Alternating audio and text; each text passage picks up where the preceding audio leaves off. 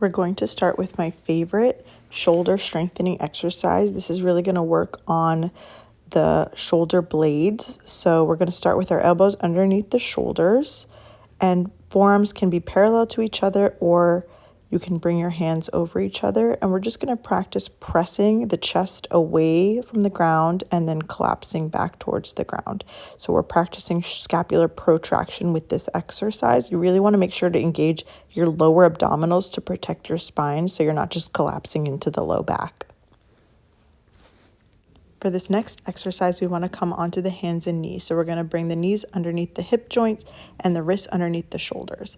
We'll tuck the toes and we'll slowly start to engage the abdominals, really to keep the spine in a neutral position. As we exhale, we'll lift the knees and press all the way back into a downward dog. Don't worry about straightening the knees, and then we'll slowly lower the knees all the way back down.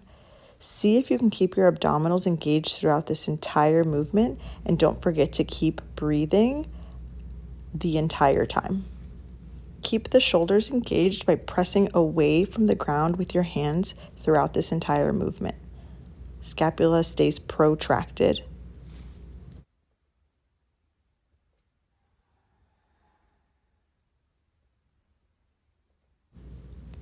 For our next exercise, we're going to work on transitioning from a downward dog to a full plank on the hands. So we're going to start in our plank and then shift all the way back into our downward dog.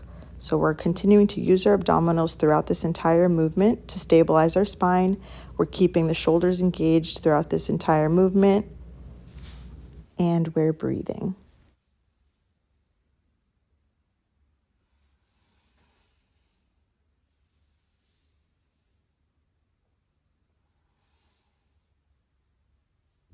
If you need to take a break, we'll sit back in a child's pose. Your knees can be together or wide.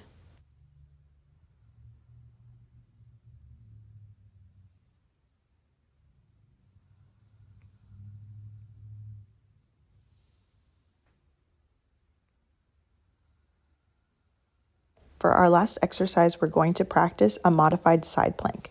This is going to challenge your shoulder as well as your obliques. We're going to start by coming down onto your side. We're going to stack the hips, the knees, and the ankles.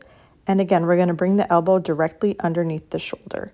Make sure to keep your rib cage elevated so that it's not collapsing into the ground. And then as we exhale, we're going to lift the hips up towards the sky, pausing for a moment, and then slowly releasing back down without collapsing the rib cage. So we want to keep a nice neutral spine throughout this entire movement.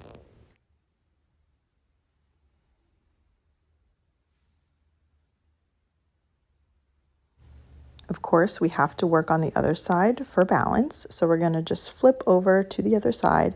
Remember to start with your alignment, and then when you're ready, we'll exhale to lift up towards the sky. I love this exercise because it also is strengthening the hip abductor, so the muscles that support your pelvis in the frontal plane or the side-to-side direction. And it's a very functional movement. Feel free to increase the repetitions for all of these exercises and even repeat this circuit as many times as you would like.